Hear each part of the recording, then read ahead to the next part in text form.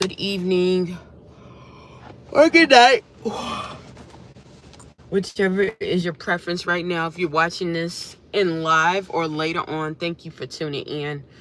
Um, I just want to get on here and stay consistent. Try my best to stay consistent because there are a lot of things that are going on with me in my process dealing with this channel. Um, Especially dealing with getting my mom, um, situated and all together, and also preparing me to help others. And I will say that it is extremely difficult for me to get on here. Even though I'm a bubbly person, I usually am an outgoing person. We need to be. Most people know that I am quiet and I'm very, I won't say secretive, but I'm very selective. Well, with what I put in my private life, because I learned at a very young age that a lot of people don't care. Not to say that they want harm from you, because I always believe that most people or everybody wanted to see the good in you, and that was something that I had to learn, that's not true. Um, and also that's not true for most. But even with that, I learned that, and I was just taught that way, to be more quiet about things. And so I have a huge difficulty with not only sharing my personal life, asking for help when needed. These are some things that I really have to let you guys know. Asking for help when needed, and just being uh more transparent. More transparent, meaning for me, transparency for me, to help myself become better, is showing up. Sometimes I will shut down to recharge, and that's how I recharge. I don't recharge by just pegging off of people. I can get energy by getting ideas sometimes from people, but for the most part, I get most of my rejuvenation and my energy back from recharging. Okay? From just recharging. And recharging by myself. Okay? So coming out here and sharing what I'm going through, especially something that's very different, sometimes can be frightful. However, I've seen that it has helped people during their journey and their way. Thank you guys for the hearts. I really can't see who's all here, but thank you guys for tuning in. I do see the hearts. But I've seen how it has helped other people navigate their way through everyday life. Okay. Y'all, I don't even know why this little look like a kidnapper van. But it's right behind me. Let's see if it's gonna do something. Anywho, oh yeah, I've seen it help a lot of people.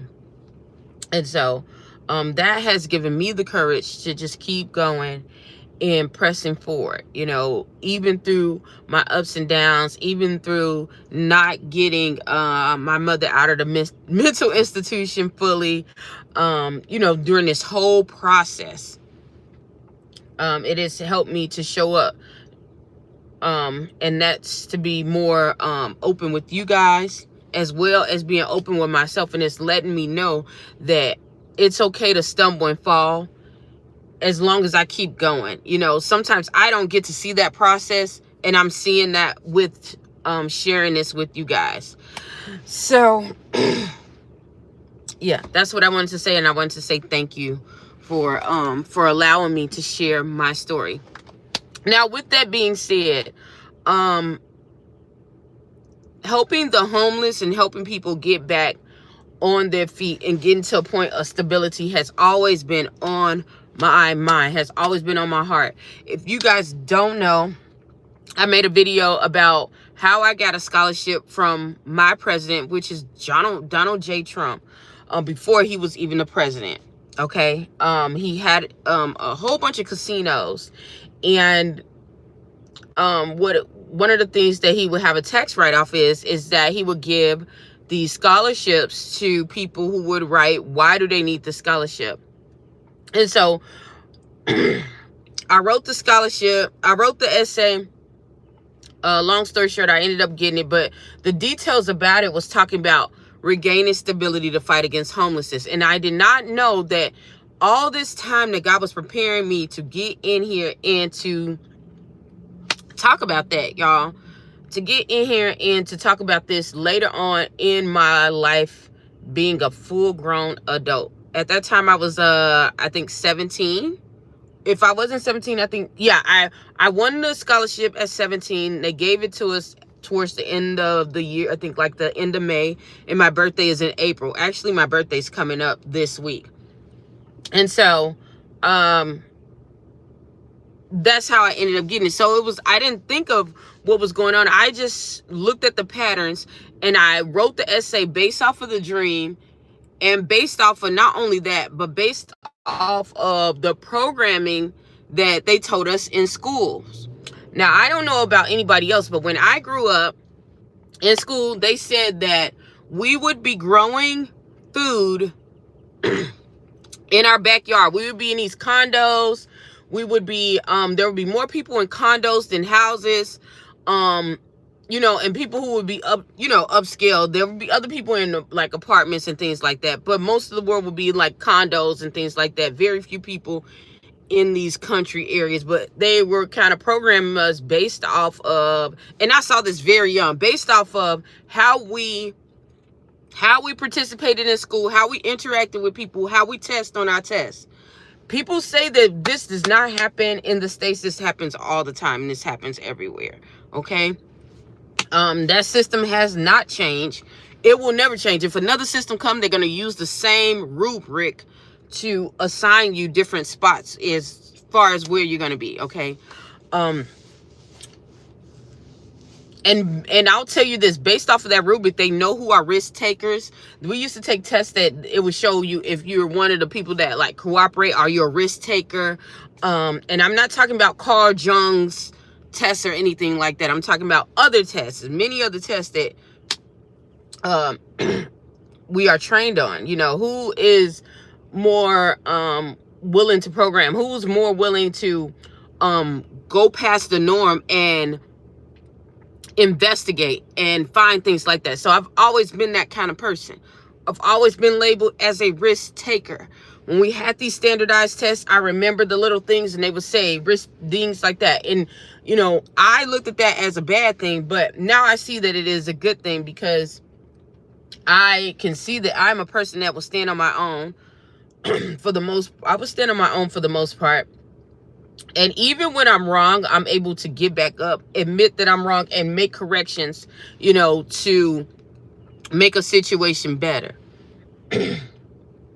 And so, I wrote about that. I wrote about that in that essay. The essay ended up winning. I told you, long story short, I don't want to go and repeat almost the same thing what I talked about the last story the last time, because I explained how, you know, my president at that time, he wasn't the president then, but he was over a pageant, and I was in a pageant too, but I wasn't in his system. But how he opened a couple of doors for me to get in and do things that I wouldn't have normally done. There's some other stuff I probably might have to tell those stories a little later. And so just to go around full circle and to have this happen and to see this at full scale, you know, we are coming into where things are taking place around the globe to where it's going to do a factory restart. I'll say that, a factory restart. Because I don't want this to be, you know, I don't want this channel to be, and it's not focused on that anyway, but it has something to do with this channel. And because of this, there are a lot of things are going to transpire where people are not going to understand what is going on, how it's going on. And when people don't know how certain systems operate, they become fearful instead of trying to understand the knowledge and the new technologies that are coming, based off of what we know. Especially if you're a believer. If you're a believer and you're like a babe and God didn't really show you a lot of what's going around and things like that, you can get very fearful about the new technologies that are coming around. But I promise you, there's a method behind this, and I know for certain God is in control. None of us is really in control. We want to say it, but we not. God is really in control, and he guides us. Okay, so I knew that during this time, I would be a person that would be helping people, feeding the hungry, feeding the homeless. So when I got the opportunity to do it, I didn't hesitate. I didn't wait until I had money. I actually got up and I started doing it. I was feeding the homeless while I was homeless, okay? I was driving people and taking care of people while I was going through, okay? That's how much I believed in what God showed me and what God told me I would be doing. And what he said. I believed it. And I still believe it to this day.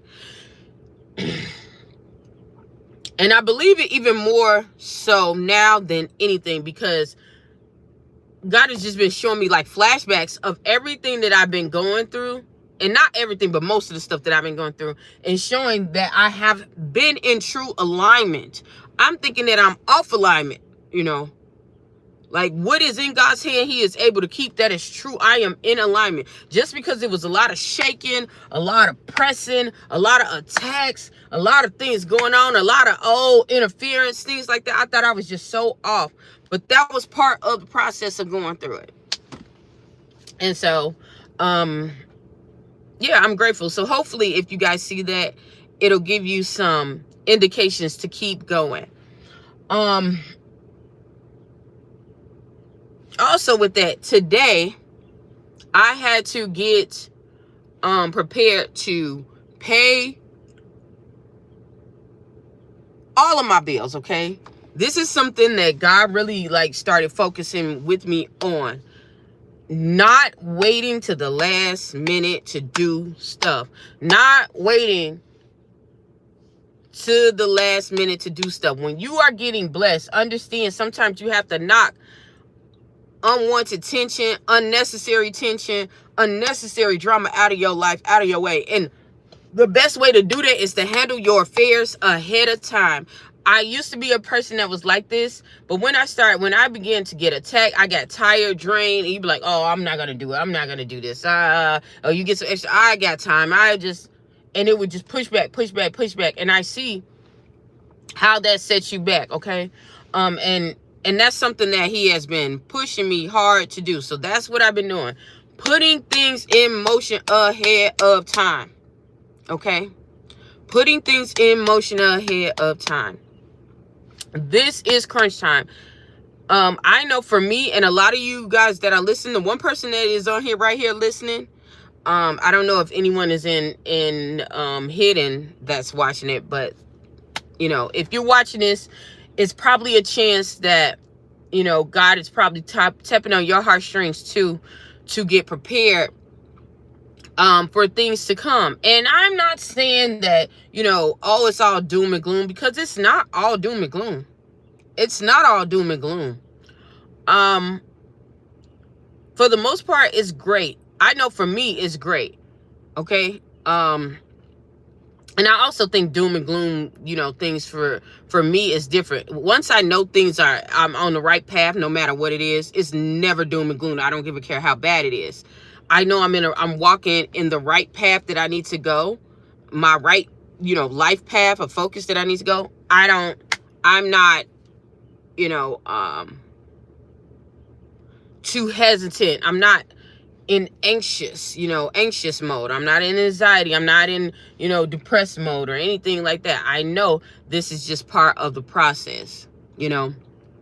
And you have to understand that when you have something that's heavy, that's weighing down, when you're helping others, because when you're helping others, especially if you're feeding people, I didn't understand this either, because I thought about it with money, but I didn't think about it with other resources like food, giving breath and life and energy to people. Energy is really powerful.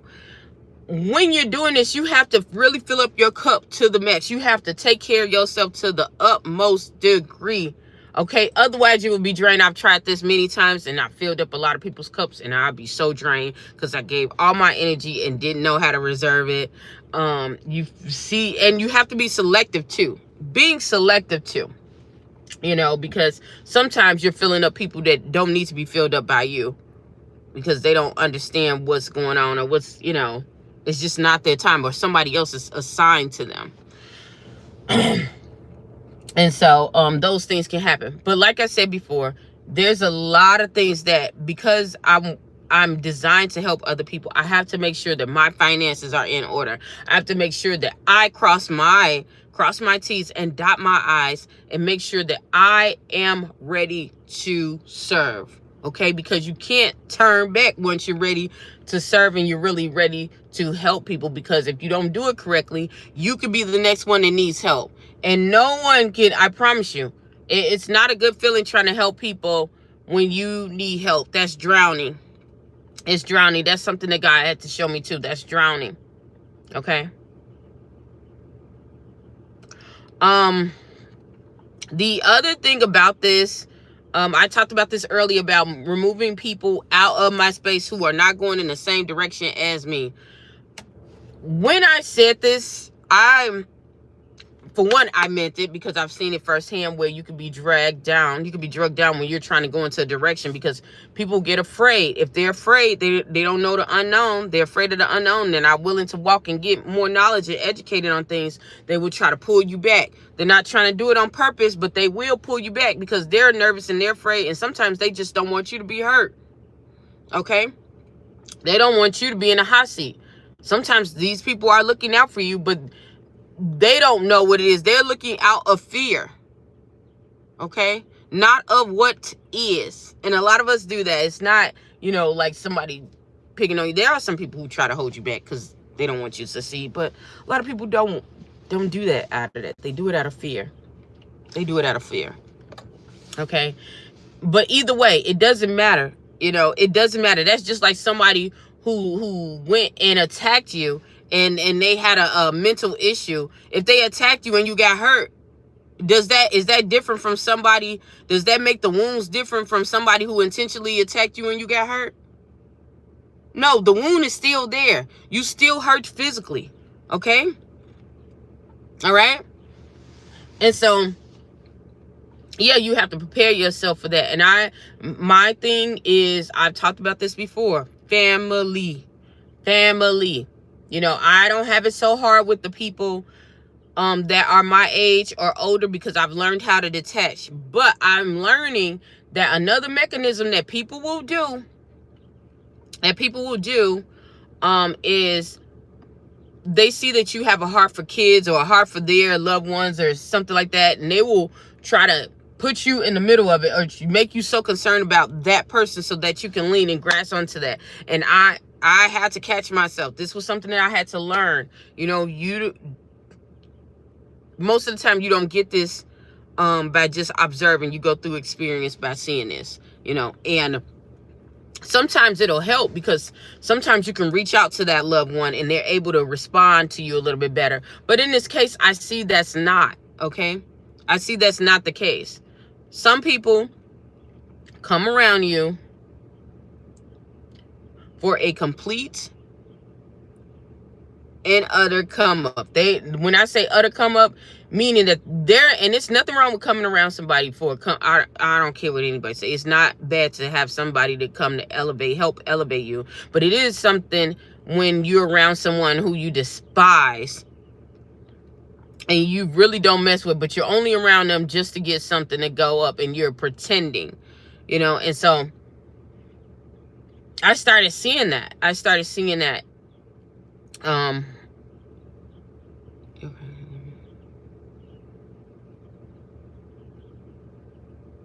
Okay.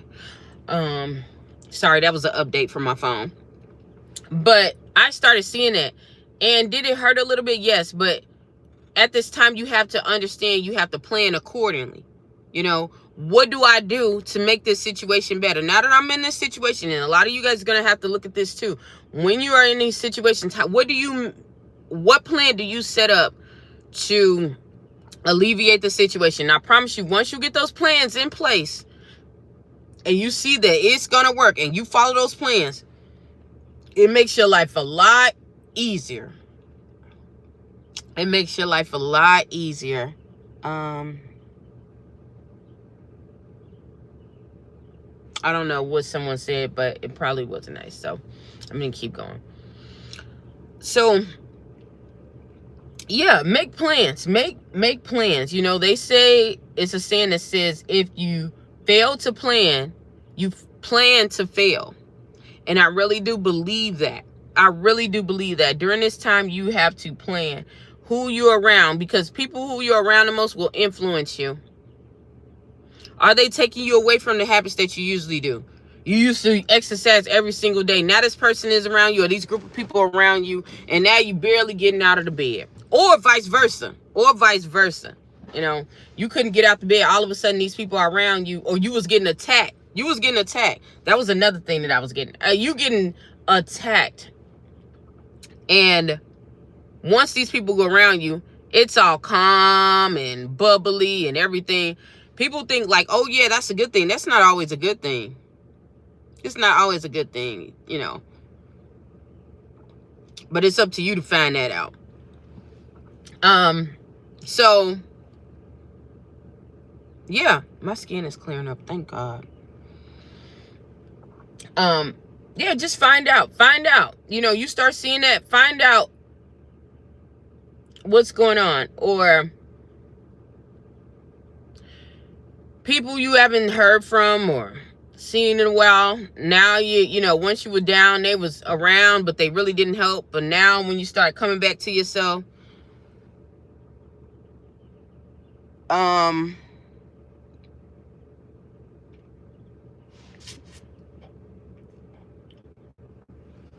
I would go and roast you, but you like a non-factor, so I'm gonna let you go. I'm gonna let you go and have your business. And so with that, ask yourself. I almost got thrown off. That's another thing. You got to be careful of mites, termites, ticks. You see the person in the bottom, they're a termite, they're a tick. You know, they're gonna start saying crazy stuff to throw you off. Be careful of that. Be careful. You have to be careful of your time. Be careful of who's around you, who's putting inside of you, who's, you know, how do you feel? Is your energy feeling drained when you're around a person?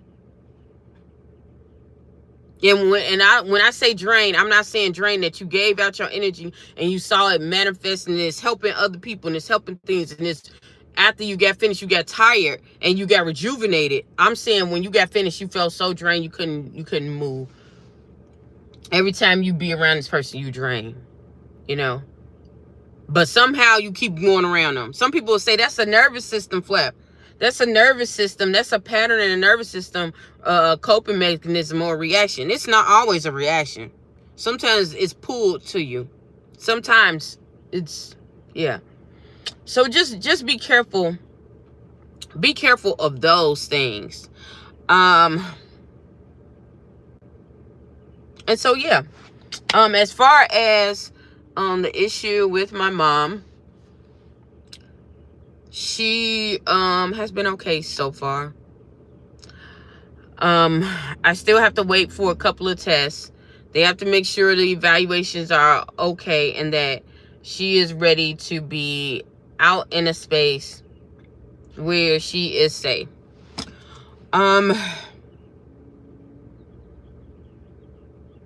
Knowing that, I don't think it's going to be too long before, it shouldn't be too long before she is released, because I've done the work. The proper protocols and the measures are in play. So that's a good thing. Also, you guys, I didn't show you guys for me walking for Fashion Week for February. A couple of you people know that I do model. I've been modeling for quite some time. I want to say at least over a decade. So I will be modeling for another major fashion show soon, so I'll keep you guys updated on that. Other than that, I'm gonna get off of here because I have to keep moving. Hopefully something I said or done will help you on your journey. Please stay tuned to Journey to Jerusalem, y'all. Have a good one. Bye.